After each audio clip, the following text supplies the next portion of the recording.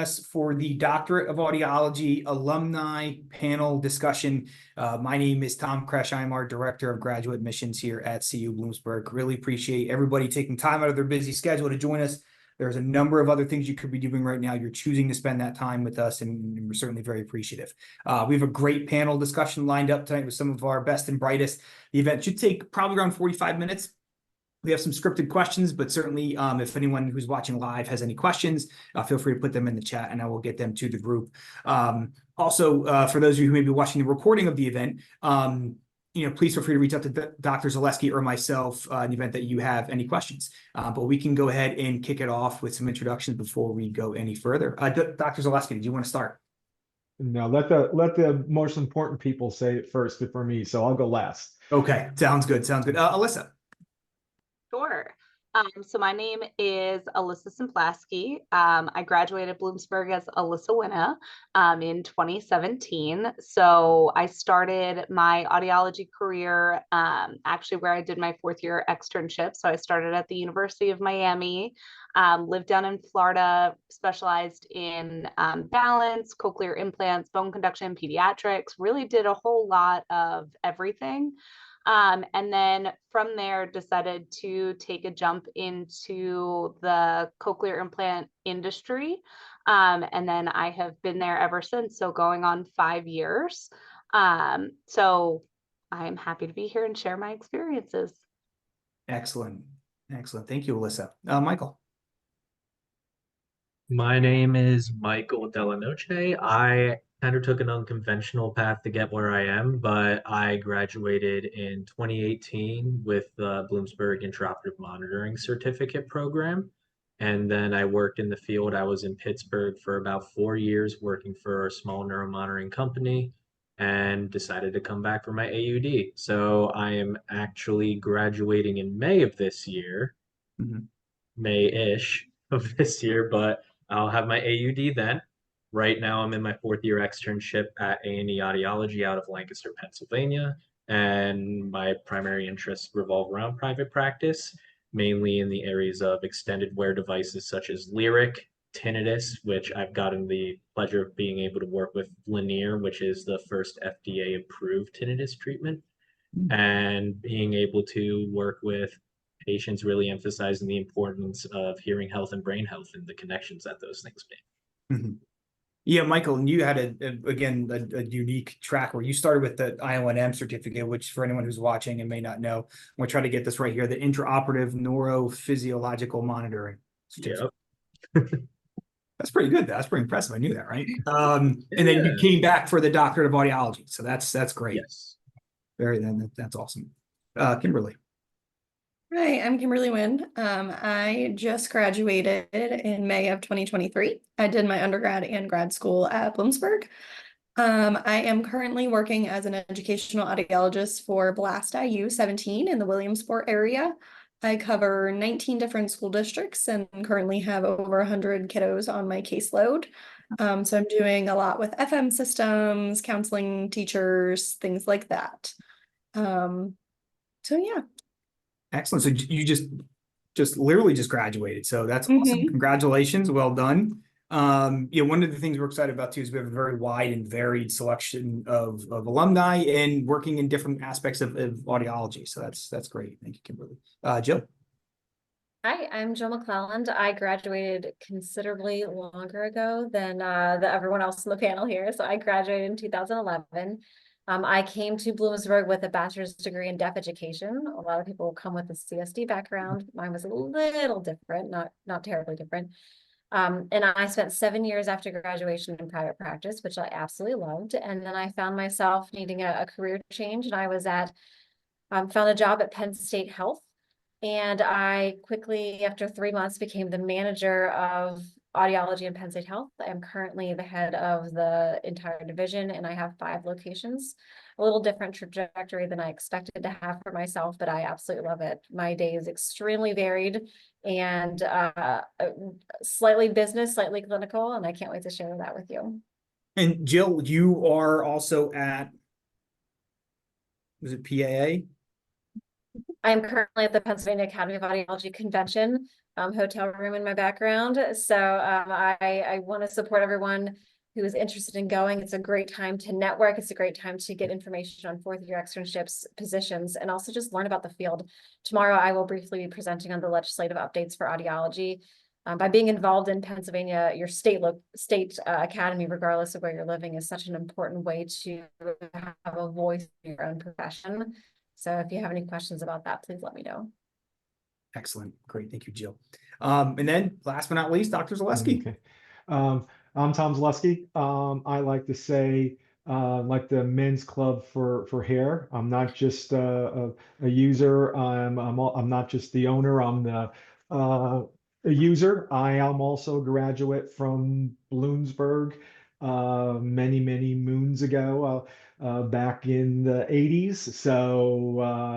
And so what I did, I went in and I worked clinically for about 14 years, worked on getting my PhD from NYU, started off at Columbia, went to and finished up at NYU, and did some teaching during that period through that I had to do when I was at NYU, and did it multiple years in a row. And then when there was a retirement, the old chair reached out to me and said, "You want a job?" And 26 years later, here I am still doing it. So that is me. Awesome. Awesome. And Tom, what are your areas of research or areas of specialty? My areas of research is central auditory processing and tinnitus. And yes, all four of our members I have taught. So I'm very proud of all they do and what they do and how they do and why they do. So that's great. Excellent. Great. Thank you. So I thought we would first jump into your career paths, and we'll kind of go in like reverse chronological order. So as we look at the different careers that you all have chosen, can you walk us through how you decided to go that route? Because one of the things that, as an outsider, that I would not have known is I figured, all right, if you get a degree in audiology, you're going to be an audiologist. Like if you're going to be, get a degree in accounting, you're going to be an accountant, right? But there's a number of different areas of specialty within audiology. So if everyone could just give us a brief description of what they do and how they made that decision, maybe what a day in the life is like, that would be super helpful. And we can start with Alyssa. Sure. So when I was in graduate school, Dr. Z can attest to this. I liked everything. I didn't know what I wanted to do. We had many a conversation about where I wanted to specialize because I really was interested in pretty much everything across the field. So for my fourth year, it was very important to me to get a very diverse experience to where I could experience everything. And I still kind of loved everything, so I stayed, and I was able to have a very diverse, career path at that point when I stayed in the clinic. And then as I continued to work in the clinic, I really fell in love with implantable devices. That was where my heart was. That's actually not at all where I thought I was going to be spending my career when I was in grad school. I thought that I was going to be a balance person. I was just going to say that. Yep, for sure that's you were what I going to go love. with it. We definitely thought that I was going to stay in the vestibular world, which is balance. I did my thesis and research and all kinds of things in that. But really, when I worked clinically, I fell in love with the implant world. And similar to what Jill had said, I worked at a really fast-paced clinic. My husband's in the military, so we were kind of in a period of transition in our lives because he was getting restationed. And I said, if I'm going to jump, I want to jump to industry and I want to, make my entire career implants. And that's basically what it is now. So working for industry every day is a little bit different. But I work with patients that are I've worked with patients that are considering a hearing implant to walk them through the process of what an implant is like, do a lot of that counseling to help support the audiologists in the clinics. Mm-hmm. An audiologist in industry can go into the clinic to help audiologists with programming or difficult cases when they just need an extra set of eyes. And also in surgery. So I'll go into surgery and support the surgeons help them, you know, with placement of the device or surgical approaches and things like that. So it really fits me very well because I really liked everything. So I get every day is a little bit different. I get to do a little bit of different things every day. So that is really great. It's, you know, constantly evolving, constantly learning. So I think if you have a thirst for knowledge and constantly want to keep growing, industry is a great place to be. So that's kind of how I got here and a little bit of my daily life. And Didn't you- listen, kind of, Didn't you do some of the IOM courses also, Alyssa? I Did that did. And I did that help you any with going into the OR? It did actually. So I did all of the IOM. So back when I was in school, it was like a specialty certification. It wasn't a postdoc at that point. We still have that. We still have Okay. that. So yeah, so they actually just spread it off if someone just wants to do the IOM post-bac, but you can also still do it through the AUD program. Got it. So I did all of the IOM classes because I couldn't decide what I wanted to be when I grew up. I knew I wanted to be an audiologist, so I guess that was like half the battle. So I did all of those classes, but it definitely has, especially I recently took a new job, which now is a lot in the OR. So all of those things keep coming back. So I'm like, I'm so happy I took all of those classes because I know all of these things. But the moral of the story is you never know where your career is going to go. And the beautiful thing about audiology, as all of us, you know, can show, is that you can do pretty much anything within audiology. And just because you start one place doesn't mean that's where you're going to end. So I think all the opportunities that Bloomsburg afforded me has definitely prepared me to do whatever I want within the field. And I'm sorry, Alyssa, if I missed this, but what is your official title? So my official title at Cochlear Americas is Business Development Representative. Okay. So basically that means that on a day-to-day, I am going out talking to surgeons, talking to audiologists to try to grow cochlear business and bring cochlear products to more people so that, we can touch more people and treat their hearing loss.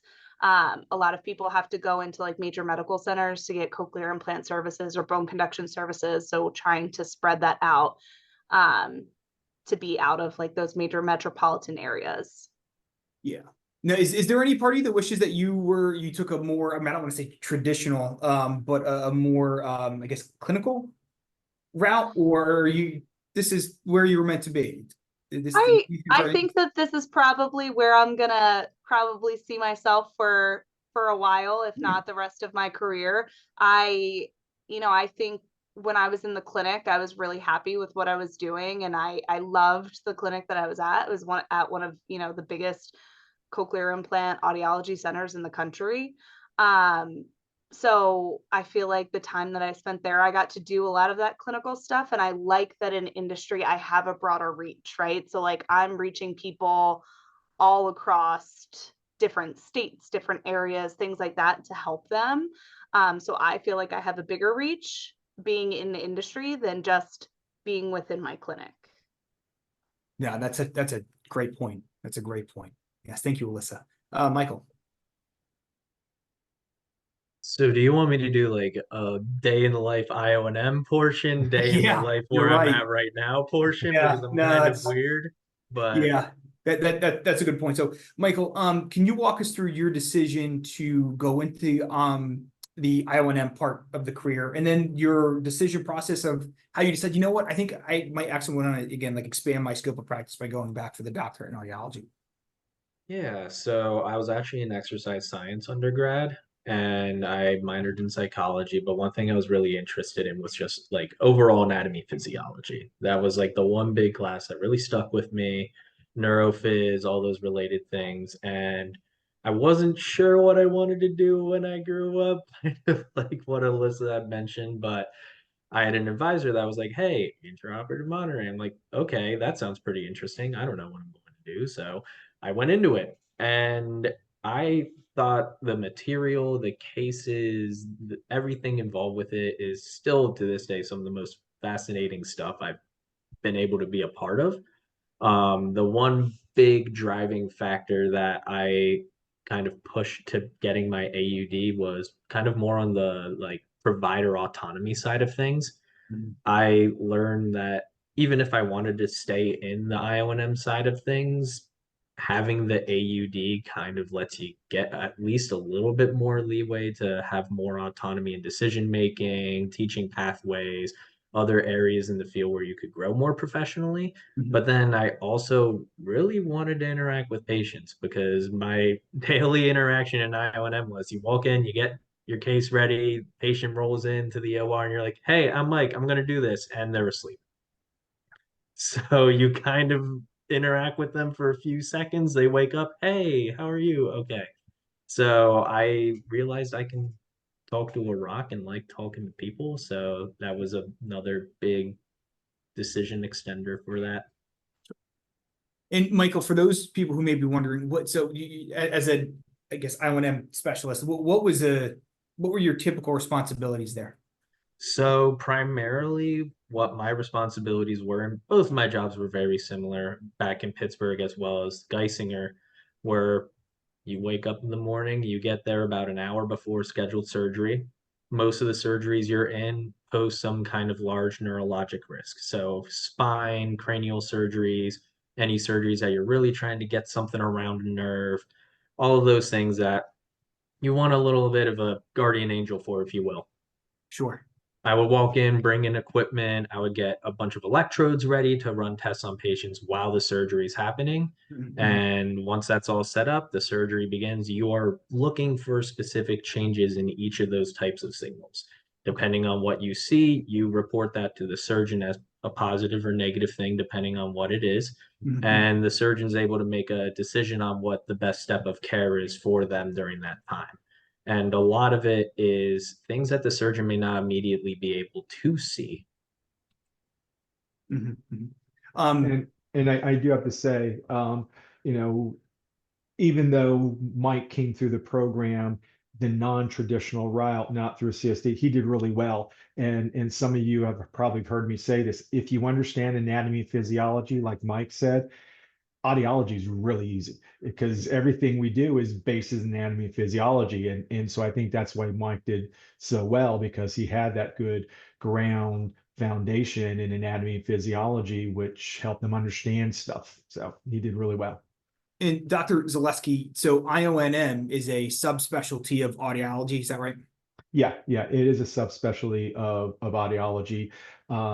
It's, we are one of the few programs in the entire country that offers this training for audiologists, and being a IOM specialist with the audiology opens up other career paths also, where you can be a trainer or an educator, and there are some states where you can do remote monitoring with whether there's technicians in the OR and you're monitoring, 4 or 5 other cases while the other people are in the OR, where if you don't have that, you're limited to that. You can't do those things. Great, thank you. And Kimberly. During my 4th year, I was working in a hospital setting, which I enjoyed, seeing a wide variety of patients there, being able to see a bunch of different things, which was very neat. Each day there looked very different. I went to PAA, which I highly recommend, like Jill was saying before. It's not only great to get knowledge there, but also to network. I had gone there and I had spoke to an audiologist, and she was saying, oh, my friend is retiring from an educational audiology position. Is this something you've ever thought about? So I went back that night to my hotel room. I did some research and I quickly sent an email and said, I'm interested. How do I learn more? Because I feel like educational audio positions are something we kind of talked about during grad school, but I wasn't really sure exactly what all it entailed. So I did some shadowing and went in with the person that was in my position previously. And I just fell in love with the fact that I could work with kids each and every day. When I was in the hospital setting, I enjoyed all the patients I got to see, but I truly enjoyed working with the children. So each of my days look very different depending on what district I'm in or which student I'm working with and their needs. I get to work with different audiologists, their primary audiologist, like Jill, and work with many great audiologists to be able to provide the different accommodations that students need in the school setting. One thing that I enjoy that I get to do is kind of be their voice in the school and say they need an FM system, or they need their seat in a different location, or just informing teachers and other staff in the building what hearing loss is and how it impacts students. It's amazing how many people, they hear that hearing loss and they don't understand that there's such a wide variety of how it can impact people. And that there's different degrees of hearing loss, there's different needs, there's different devices, all of that. So I get to kind of be the student's voice when they're in the school setting to make that environment just a little bit easier for them. So each of my days look different. I travel around to 19 different school districts and work with over 100 kids, anywhere from hearing aids to Bajas to cochlear implants to auditory processing. So I have a wide variety of students, but I enjoy getting to work with each of them. Now, before we started recording, Kimberly, you had mentioned that you really thought for sure you'd be working in more of like a hospital setting. This is definitely not the direction you thought you might have been going. How did you decide, you know what, maybe actually I want to try to go this way instead? What was the decision process? I really enjoyed working in the hospital setting. Again, I got to see a lot of different things in the hospital. But it was the fact that I was able to work with kids each every day. Pediatrics was always what I wanted in a hospital setting. You can work with pediatrics, but sometimes, you're still seeing different patients and you're working a lot with hearing aids. This is just such a different side of audiology that I enjoy, that I get to be their voice and get to advocate for students all the time. So it was just that drive that I get to work with students and kind of see them and build these bonds. I get to see them more frequently than they typically see their primary audiologist. So, building these bonds and that rapport with them is really great as well. Wow, that's tremendous. Yeah, that's very cool. Thank you, Kimberly. And Joe? Hi, so I am a graduate of Bloomsburg. I graduated well before the rest of the panel in 2011. And I will say proudly that all three of them have been my student at some point. So one of the really exciting things about being an AUD is that you can do so many different things, including teach. And that might be in the classroom, that might be in the clinic doing precepting. And that's something that I've done since I graduated, and that's really keeps me on my toes and helps me to keep learning all the time. I spent several years in private practice, which I absolutely loved, and I thought that that's where I'd be for the rest of my life.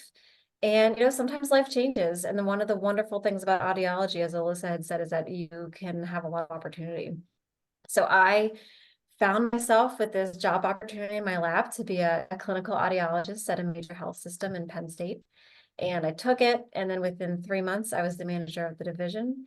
We grew into a full-blown department, and currently we have 5 locations and 15 audiologists, and fingers crossed that'll be 17 very soon. So it's a very different, more business-oriented job than I had envisioned myself, but I really, really like it, especially for this stage in my life. A lot of people who I interview will ask me, why did you take this job? Why do you stay at this job? And why did I take this job was, well, because I had this opportunity and I thought I took it. I thought it would be a great chance for me. But why do I stay is that I can be an audiologist and make a difference and speak to all of these different people, but also be a wife and a mother and a runner. And I can still do all of these things that are really important to me. So I'm doing my management job that has clinical aspects and a lot of business aspects. I also teach 3 college courses and I have 3 children. Oh, wow. So I really like being able to do all of those different things and feel really good that I'm not spread so thin that I can't do a good job at all of those different locations. Yeah, that's firstly, you sound very busy. With some of the free time you may have freed up, sounds like you filled it with other items. And that's certainly, really impressive. So the work-life balance is something that we didn't talk about, or I haven't really asked about. What is the work-life balance like for your various careers? Because it sounds like you're all working in very, very different settings, doing different things, different types of patients. Is it a typical 8 to 5? Is it, do you have work from home? Not a single day. Okay. Well, I'm unmuted, so I'll go first. My again, my specific position has a lot of opportunity. I could work 24/7 if I allowed myself to. Okay. So I need to rein that back. And I see a lot of you shaking your heads that yes, the opportunity is there, and we'll call it job security. But I'm also not a heart surgeon. There's no midnight emergency on calls. I will say that yesterday specifically, I had an emergency hearing test because I had a 2-year-old who needed a sedated ABR before they could start chemotherapy before they left the country on Saturday. So there are urgent things like that, but you know, I'm not the primary person doing that. So I love being able to have that balance there. Gotcha. Yeah, that's very interesting. Thank you, Jill. And we'll go in reverse. Kimberly. My hours are typically 8 to 3, so a school day. Mhm. One of the perks of being an educational audiologist is I do not work summers. So I am contracted 200 days out of the year. I get a nice long Christmas break and a summer break. So that was another factor when I was looking into different career options. I want a family one day. So being able to have those breaks and have the time to be there with potential future children was also very important to me as well. Sounds like Jill might have some ideas of what you can do with your free time now. You know, maybe come Just back. keep saying yes to every opportunity. There you go. There you go. Michael, so I guess really if you could speak to your experience working in IONM, what the work-life balance was like. And oh boy, is it not your 9 to 5. Oh, okay. So with intraoperative monitoring, especially with the 2 main groups that I had worked for, when I was in Pittsburgh, we were pretty much contracted on a case-by-case basis. We would be scheduled to man specific cases throughout that day. I could be at work for an hour and a half. I could be at work from 7 a.m. to 11 p.m. some days. Okay.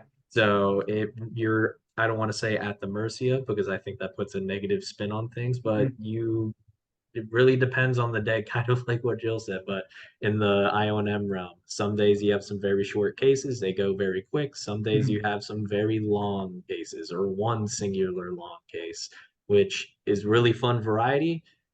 Not as much fun when you get a call that you need to come in for a case in 2 hours and your dentist appointment is scheduled at the same time. Sure. You have to make a choice.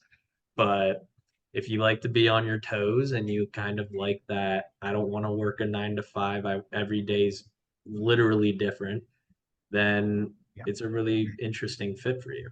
Yeah, it's good to know. Thank you, Michael. And Alyssa.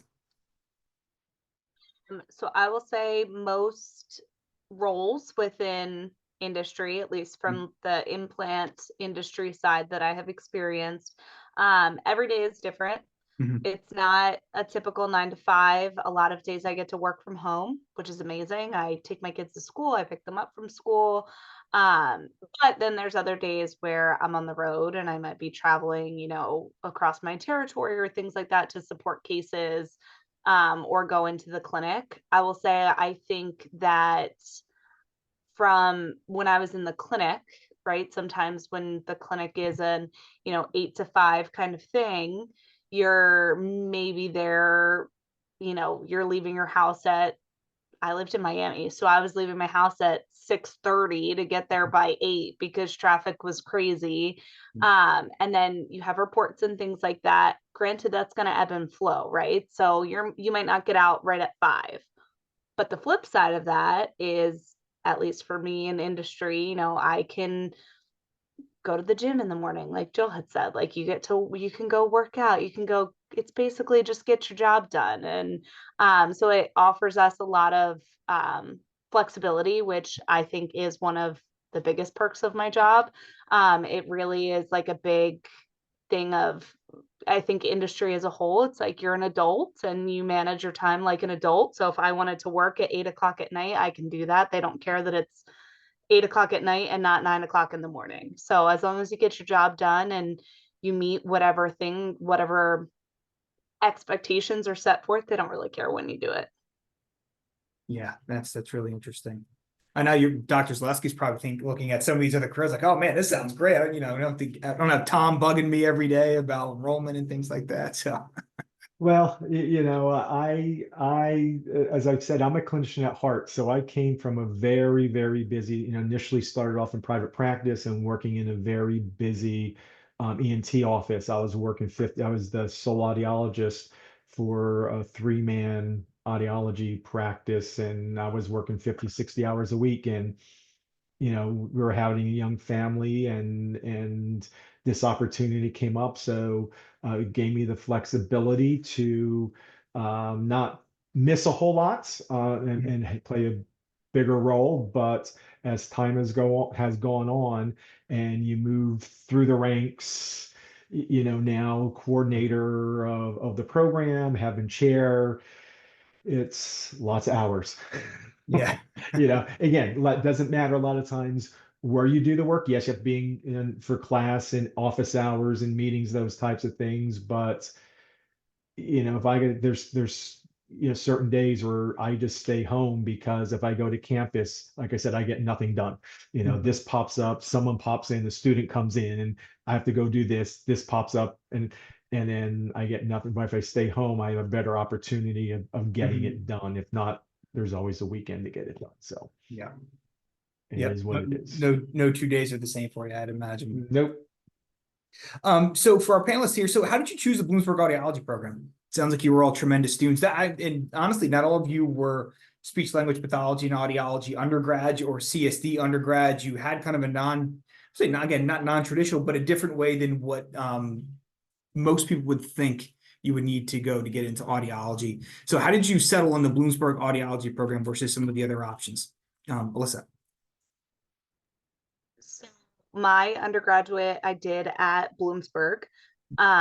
And my degree was in communication disorders, which is just basically a general audiology and speech pathology background. I had originally thought that I was going to be a speech pathologist, and I had my application in to become a speech pathologist. I was pretty set on it. And then I had some really great professors, namely Dr. Z, that I think the perk of being at a school, especially for undergrad, where your professors get to know you and they get to know your strengths, um, and your abilities and you as a person, is that sometimes they can see things that you can't. And I think Dr. Zaleski saw whatever he saw in me, and put some thoughts in about, you know, do you are you more black and white, or are you more like land of the gray? And really got me to start doing a lot of self-reflecting on myself that I had never done before. And that's how I decided to go audiology, because I realized that I am an audiologist through and through. And honestly, I think I would have been miserable as a speech pathologist. I think I probably would not still be a speech pathologist. So Dr. Z really, really did me a solid on that one. I decided to stay at Bloomsburg because of the relationships that I had already had with my professors. They knew me, I knew them. I knew the curriculum, I knew the program, I knew the area that I was already living in. So I really stayed because if I wanted to stay at Bloomsburg. I loved my Bloomsburg undergrad, and I wanted to stay at Bloomsburg for graduate school. So that was really, really it for me. Well, I mean, it all comes down to being in a program, teaching speech pathology students and audiology students. They think differently. We are more analytic. I saw Kim laugh. I probably said the same thing to you, Kim, because that's what it comes down to. Do you look at it more analytically? Do you want to have small gains over long periods of time, or do you want to go in and solve the problem and move on to the next thing? And you, like you said, you get to know the students, you see them, and you just pose those questions, and they're like, yeah, that's audiology's for me. Yeah, and actually, Dr. Zaleski, we had done a really good video earlier about kind of the differences and the nuances of audiology versus speech language pathology. The field is very unique, and so I was a history major as an undergrad. It's not like I had to diverge at one point and be like, all right, you're either going to study 20th century history or 19th century history, and that's going to profoundly change the your outcomes of your career. Where speech language pathology and audiology is not quite the same thing. In fact, audiology is a little more agnostic in terms of the undergrad degree. You're looking oftentimes for people who have a health sciences background, a biology background, people who are at least interested in going in that direction. So that's Correct. Yeah, and yes, having a background in audiology, speech pathology, communication science is beneficial. But as Mike is, as well as Jill, they're both testimonies that if you have some background, you have the basic sciences, you like sciences, you can think critically, you can do well in audiology. great. Thank you. Michael. Well, I mean, stole the words kind of out of my mouth realistically. It's just I being a more different background than the traditional. I hadn't had a single audiology course before I went into any kind of IONM program. So when I took that post-bac program and kind of came into audiology, I was like, okay, I know what ABRs are, but I've never done an audiogram. And so like it's interesting, but Dr. Zaleski had really hit the nail on the head where I think it's that science background, having that interest in science. I think audiology is actually an extremely diverse science because it includes aspects of physics, it includes aspects of technology, it includes anatomy and physiology, it includes psychology and certain counseling aspects. There's just like, it's not just like, not to knock on any other field, but it's not just anatomy. It's not just these things. And I feel like combining all of those sciences together to get a really broad understanding of things. And we all use it every day to help patients in all the ways that we do, or clients or anyone. Yeah. Now, how did you learn about IONM? You said you exercise science undergrad. So what Yeah, so originally I was more on the lines of doing either like a strength and conditioning coaching or occupational therapy. And when I was there at the time, I had shadowed a lot, and I was just like, I don't feel like I can justify going to a graduate program, like not being totally confident. And I kind of backed away, and I was like, oh God, but I don't know what I want to do. And I had a professor, Dr. Mukherjee, who was in the exercise science department at the time, who was my advisor at the time as well, had told me about this program. And I mean, just kind of researching it, looking things up. I had met with some of the IONM faculty at the time, and they gave a lot of good information. And I thought, well, it seems interesting. Why not do it? Yeah. No, that's interesting. Great. Thank you. And Kimberly. In high school, I did a internship with a speech pathologist. So I came into this thinking I was going speech the whole way. I remember sitting in one of my speech classes one day and I just had the thought, I don't know if this is for me. And then I took intro to audiology and I was like, oh, okay, maybe this is for me. I went to Dr. Zaleski and I kind of got that same speech. And he said, well, we're going to Penn State Hazleton soon for Special Olympics. Some of the graduate students go. Why don't you tag along and see what you think? So I got to go to that, and that really made me fall in love with audiology. Got to see, so many special athletes competing, and that was so amazing. And just seeing them be so excited to get a hearing test and learning more about what the different pieces of equipment were really made me know that I was choosing the right thing by going for audiology. As far as why Bloomsburg, I am from Bloomsburg. If you would have asked me in high school if I was going to Bloomsburg University, I would have said absolutely not. I'm going as far away from Bloomsburg as I can to get out of here. But the more I learned about the program, the more it was just easy to make the decision to stay in Bloomsburg. So as a person who thought they were not going to go to Bloomsburg ever, I did 8 years there and I would not change a thing. So. No, that's great. Sounds like a Hallmark movie, And I didn't pay either one of them to say that. Honestly, I did not. because you're not even grading their classes anymore, right? This is Yep. Yep. all the truth, right? There you go. I hope. I don't know. We'll see. And Jill. So like Kim, my story starts in high school. Whenever I took a sign language class, I must have been a really cool person because one of my 16th birthday present for my mom was a sign language class at the local university. Oh, that's awesome. So That's really cool. yeah, so I took it, loved it, loved. And so I thought deaf education, that's the right path for me. So I did that as an undergrad at IUP, and I absolutely love, I would never change that as my background, especially because now I teach in addition to my clinical work. So I like being able to combine those different aspects of audiology. But the more I got into it, first of all, I want to say that I was never speech. Those speech classes, as soon as I got in there, I thought, nope, not for me. And I liked teaching, but I knew that it was something that I would burn out from, and I just wasn't really something that I wanted to do. And then I took my introduction to audiology class with Dr. Now at IUP, day 2, first day, I don't know, but day 2, this is for sure the path for me.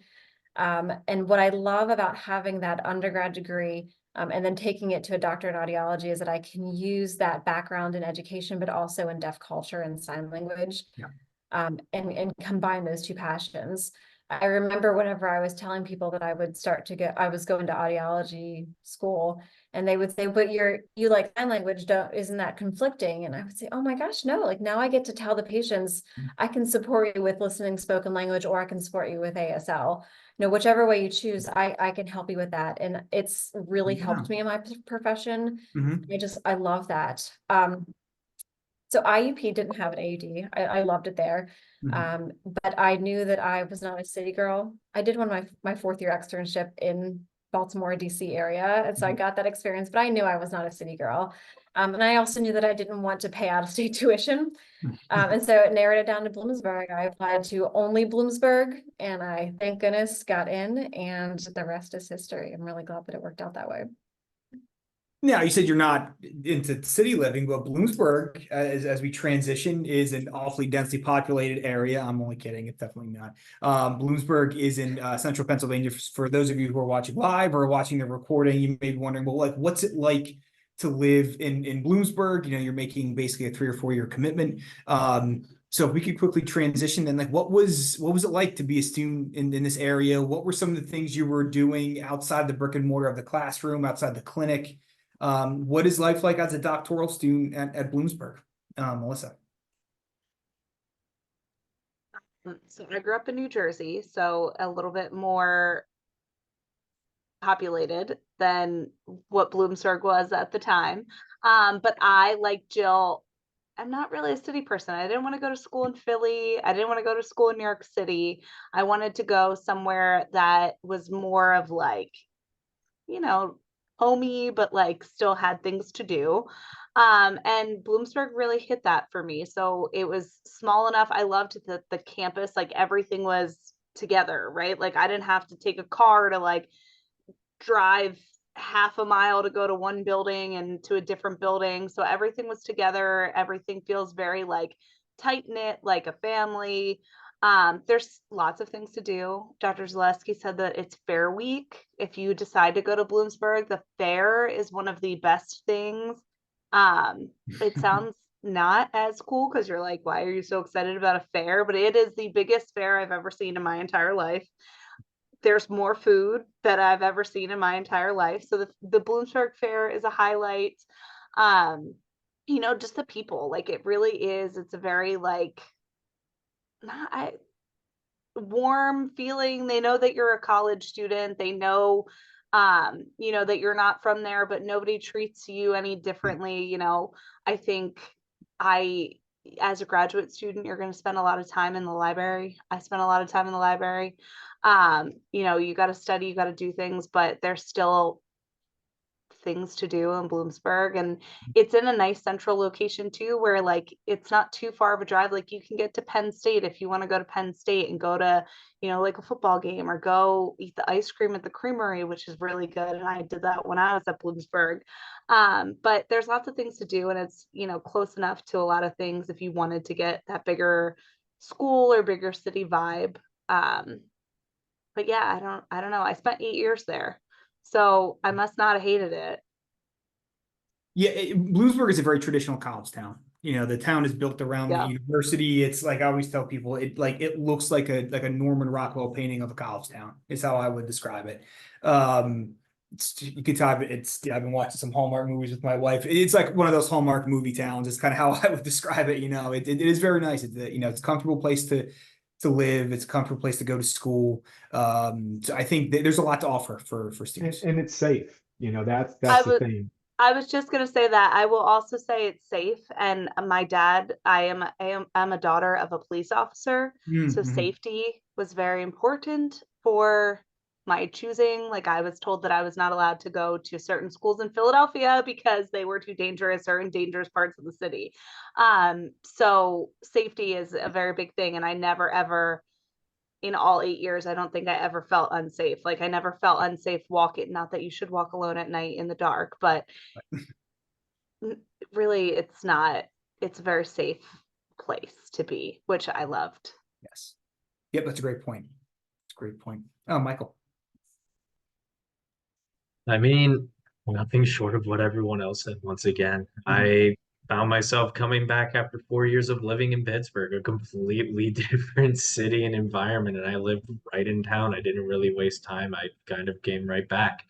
But I mean, you had mentioned it, Tom, that it kind of is like you think of a college town or like something in a movie, like a college campus, and during the like beginning of summer or like the beginning of the fall semester, it's exactly that. You're walking around, you're seeing everyone on the quad, everyone's hanging out. It feels very much like a traditional college, whereas opposed to like I've been to some of the Philly schools where I'm like, this school is there's a building here, there's a building 4 blocks away, there's another building over here. Like I don't know where I am. But I really have grown to like the small town, and I think there's a part of me that now that I've lived in Bloomsburg for so long that I can't like live in a city now because I like the knowing where everything is aspect. Yeah. But definitely go to the fair every year, get your fried food on, get the fried butter, get it all. But I mean, it's a good little town and not far from a lot of things. So Mhm. I should say the Bloomsburg Fair, if I'm not mistaken, is the biggest fair in the East Coast. So Alyssa and Michael have not been lying to you. It is, if you've never been, I know it seems like we're just promoting the fair at this point, but the fair is a very special time of the year for us in this area, and it's an awesome time. In fact, my family just got back from the fair; they had a great time. And it's a traditional agricultural, you know, Yes. farming experience. So it's not like some fairs where it's games and food but there's exhibits and animals and crafts and all sorts of things. So Yep, absolutely. And, Kimberly. I think I'm a little biased since I grew up here, went to school here, and I still currently live in Bloomsburg. So I do love this town. But I agree with everything that everyone else has been saying. It is a very homey feeling. I did dorm life, I did commuter life, I did living in an apartment off campus. Each of those times, I always felt like I had somewhere to go. It always felt like home. Even as a commuter, it still felt like home going to campus each and every day. So I think that's great. So one thing that I loved about Bloomsburg was the clinic that they have on campus for audiology and speech pathology. I worked in the clinic from the time that I was a freshman in undergrad all the way through my senior year of undergrad. So that clinic is great there for students who are grad students. They get to see patients in there. So I think that's one great thing that Bloomsburg has to offer right on campus for students. And in that clinic, there is also the balance lab, which I think is very great. So that's one aspect that Bloomsburg has that some other schools might not have currently. So I just think Bloomsburg is such a great little town. Yeah. Now, what was it like then? Like what's it like to go through your doctoral degree with a cohort of students? Like what I would imagine, it's almost like it's a team sport. Like completing your doctorate degree is a team sport that you progress and everyone's kind of supporting each other along the way. Oftentimes you're at similar points in your life. Is that an accurate description, or am I way off base? No, I would agree with that. Most cohorts are smaller for audiology compared to like speech pathology cohorts. So you get very close with all of your classmates. You spend a lot of time together, whether it's studying or in the lab or prepping for patients or anything like that. So you get very close with your cohort. So it comes like a tight little family unit as well, which is neat. To go through all 4 years of grad school with, and then to see where everyone ends up beyond. I know people in my cohort have gone and spread out and gone to many different states. So it's kind of neat to see where everyone ends up and kind of what path of audiology everyone took. Yeah, your audiology family. Yes, thank you. Jill. There you go. So I want to start off by saying that I grew up in a very, very rural area. So while I said city life wasn't for me, Bloomsburg was still a big city, big town. I had a pet cow. So that's where we're coming from. Oh, wow. Yeah. So Bloomsburg was a really good size for me. And while there was always something to do, there was always a lot to do on campus too. One of my best memories is playing kickball in the quad with my cohort, because everyone's best friends and everyone's family. And so, we're out of clinic, we're caught up on our homework, or at least we think we are, and we still wanted to hang out and we wanted to do something fun, like just be right outside of Centennial Hall and playing kickball. So that's one of my favorite memories, and I think about that often. Kind of on the flip side though, whenever you're really busy, I will say that I've taken a couple naps in our ABR room because there's a nice lounge. I do have to tell that you're not the only one, Jill, that has done that. There's students who have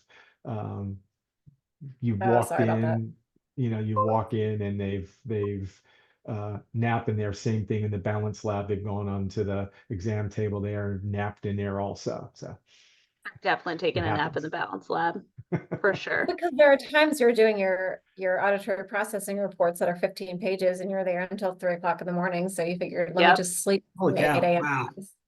It was the summer that we had Dr. Zaleski twice, and I remember like writing my thesis, like cramming all night, and then I'd be like, I need to sleep really quickly. And Dr. Z used to joke and say, I could always tell when Alyssa pulled an all-nighter because I'd come in my hoodie and be like, give me the test.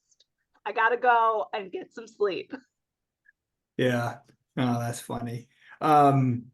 Yeah, and for those of you who are wondering, as we talk about these different parts of campus, we have a great virtual tour of these the audiology instrumentation and labs and clinics that are available. So if you're looking to kind of get a visual for what we're talking about, that is available on the audiology website.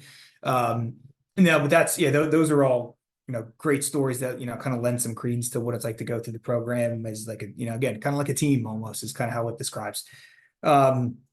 All right, real quick, as we get closer to 8 o'clock here, we're coming up on an hour. Favorite class? And then you've all taken a lot of classes, and ironically enough, probably most of them taught by Dr. Zaleski. If you had to pick one, what do you think your favorite class would be? In fact, Dr. Zaleski, is there one that you like to teach the most? Is there ever one where it's like, oh, awesome, I can't wait to teach this class that's coming up this semester? Well, there's good things about all the ones that I've taught. Like now I'm teaching the Diagnostic 1 course again, and it's neat for the new students coming in. That's exciting. Obviously my 2 courses, the tinnitus and auditory processing courses, which are my area of expertise. I always enjoy those, but there's so many different ones for different reasons. They're fun to teach. A lot of times it comes down to the cohorts, actually, because some cohorts are just much more fun to teach, and other ones are less fun to teach for one reason or another. And so really, if you have a good cohort, all the classes are really fun to teach. It's a good answer. Now, Alyssa. I was a vestibular or balance person. Those were my favorite classes. You'd think now with my career I would have said implants, but it was not implants. Mm-hmm. It was definitely my balance classes were my favorite. I was going to say, I bet you I can guess. Yep, my balance classes were my favorite. Dr. Zaleski's classes were great. They're just very hard. There you go. Michael. I would say on the IONM side of things, I think I'm kind of tied between IONM anesthesia and I'm not sure if there's a different course name for it now, but the spine surgery course. And audiology wise, I would say Dr. Zaleski gets part of the nomination here for the tinnitus course, and Dr. Shake's Hearing Science 1. Okay, that's a pretty good wide variety there. Yeah. Thank you, Michael. Kimberly. I would probably say my most memorable class in undergrad was my intro to audiology class with Dr. Zaleski, because that's what made me go into audiology. In grad school, I'd probably say pediatric courses, just because that's kind of my passion, is working with students. So Excellent. And Joe. I think my favorite class to take was hearing science, because it was one of the first times I read a textbook cover to cover twice. And I felt really proud of myself. But I learned a lot of hard content, but I really liked it. I will say that my favorite class to teach is our rehab. I'm curious what I would think now if I was taking all of the courses again, but I really like teaching that class. Oh, right, because again, you would have been the student and right. Excellent. So, and again, I know we're kind of nearing the end of the event here. So one thing we haven't talked about yet are your clinical experiences and your supplemental experiences. Is Dr. Zaleski, from a very high level, would you be able to talk about some of the things that students are going to do that's more application based? It's more or less, you're going to have internships, you're going to have clinical rotations, you may do some traveling. What are some of the broad array of things that students might be doing in the program? Well, I mean, a lot of the courses have labs built in. So when you're taking them, there are assignments that are going to help you as you learn the theory. You will be, having to practice on yourself or some of the simulation equipment that we now have to help the students. As one of the big thing is that's unique about our program is from the first semester, students are in the clinic experience. So I know there are some programs out there, not into the, second or third or even the fourth year, they don't get any clinical experience right off the back. First semester, after some training and some competencies, they start clinical experience. And then goes along with this as some of the panelists have said, you're going out and doing screenings or health fairs and those types of things. And then third year, you're off campus part-time within 2 hours of Bloomsburg, getting some clinical experience in hospitals or private practices or physicians' offices or clinics. And then fourth year, you can be just about any place. We've had people in California, Texas, Washington State, Florida, Georgia, besides the tri-state area. So all over the place. Excellent. And so for our panelists, would you be able to talk about some of the more impactful experiences that you had during your 4 years at Bloomsburg, Alyssa? Sure. So I think some of my favorite experiences were I really enjoyed volunteering at Penn State Hershey and getting a lot of pediatric experience. So we used to be able to go and help the audiologist testing kids and things like that. And I equally love working with kids. So that was always a highlight, and the hearing screenings. I actually forgot about the Special Olympics until Kimberly said that. And I was like, I loved that. So yeah, I think take advantage of all the opportunities because they're really nice. Thank you. Michael. Yeah, I mean, I'm in my 4th year externship right now, so I feel like I can speak pretty hard on this. I would recommend taking all the experiences you can, get involved with the screeners, get involved with Special Olympics. That was one of my favorite memories to date. And I think one of the most interesting and cool things is 4th year, you really choose where you want to go. And I chose private practice partly because I had been in ENT and hospital for pretty much all of my other settings prior besides the campus clinic. And now it's ended up being the experience I've gotten the most joy out of. And it's really cool to be able to kind of transition from those different environments and think like, okay, I went in here thinking I was going to be an ENT or more in the hospital side, and now I'm sitting here like private practice. Let's go. We're riding the wave. So I think it's a really cool opportunity to kind of get a full time year before you graduate to really build experience and learn what you like, what you don't like. Great, thank you. And Kimberly. I think it's great that Bloomsburg, you are hands-on basically from day one. I know when I went through, it was during COVID, and unfortunately, my cohort, we had a time period where we were not able to see patients in the clinic and all of that for safety reasons, of course. So once things were lifted and we were able to see patients, I know everyone in my cohort, we were so excited again to get that hands-on experience. And we would have taken any patient you could have given us. It could have been the most difficult patient, but we were all so excited just to be able to see patients again and get that hands-on experience. So I think since you're hands-on from day one, it's great. By the time you get to your fourth year, you're kind of working on your confidence in yourself. You have the skill and you have the knowledge from, all of your classes and courses from over the time. But you kind of work on your confidence in yourself. You're building that and you're building your speed at testing patients and all of that. So it's just great getting all of those hands-on experiences from career fairs to screenings, Special Olympics, all of that. Thank you. And Jill.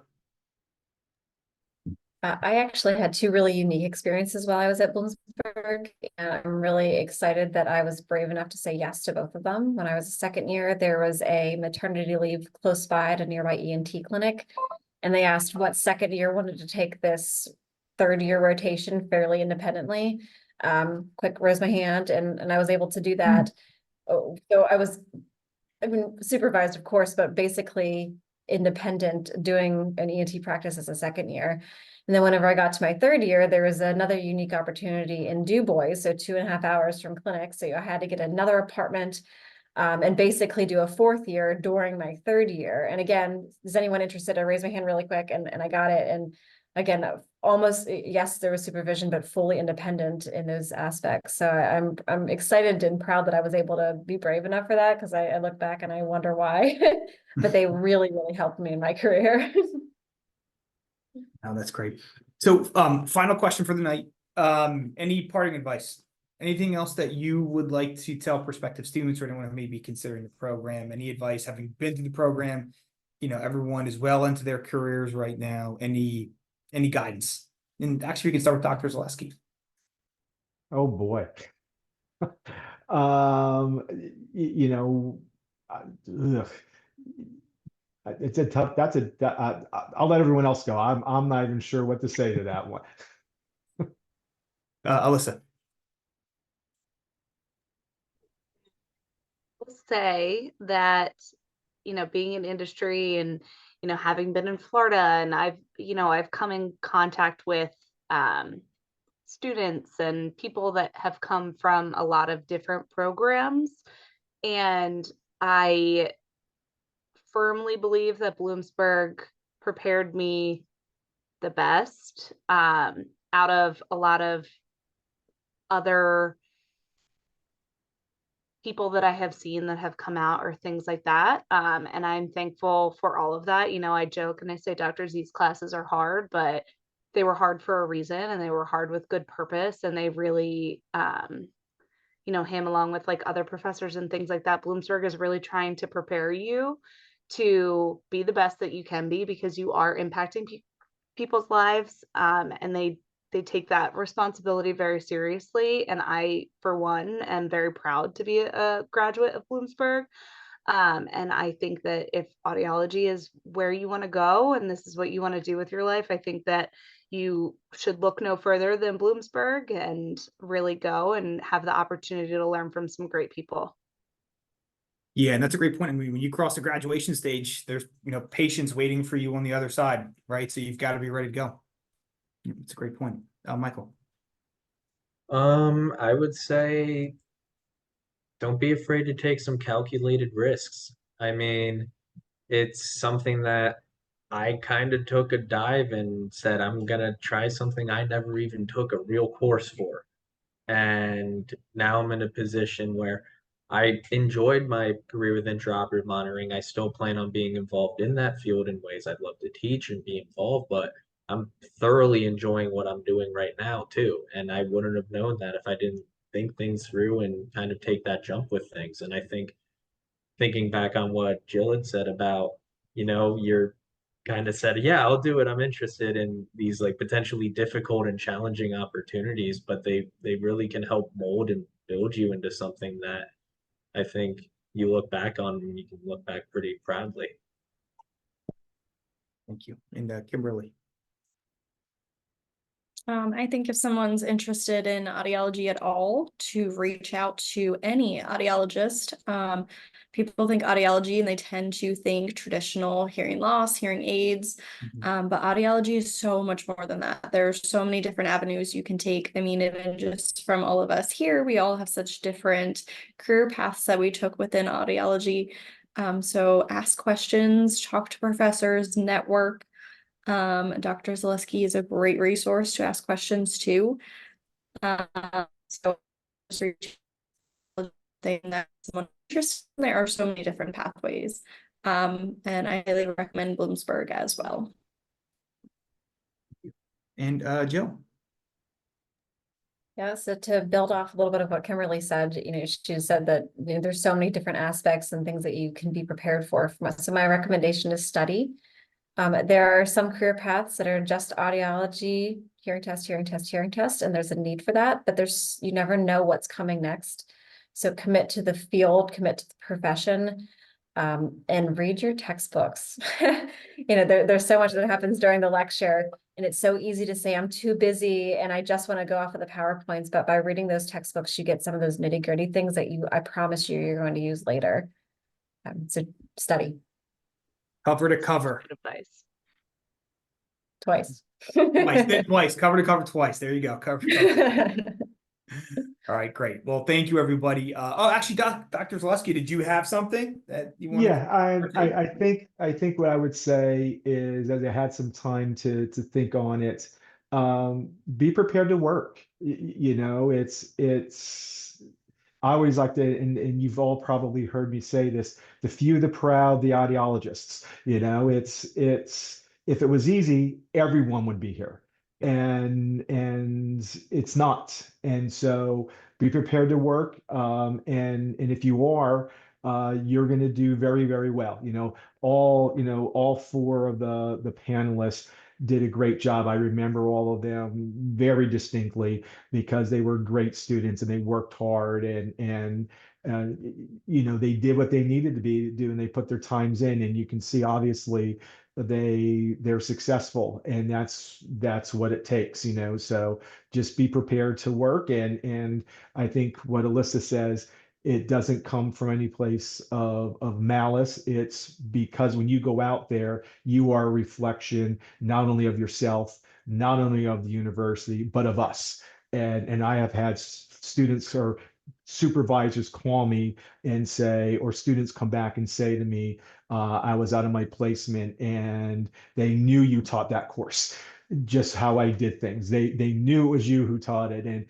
And that's the aspect. When you go out, you are a reflection of me, if the course that I'm teaching. And if you don't know it, that's my fault. And I don't want you not to know. I want to make sure that you're prepared no matter what. And so just be prepared to work. Yep. That's great advice. Yes. Thank you, Dr. Zaleski. And thank you, everybody, for joining us. Again, whether you're watching live or you're watching the recording, if anybody has any questions, please do not hesitate to reach out to Dr. Zaleski or myself. We are always happy to help. And we look forward to hearing from everybody in the future. Have a great night.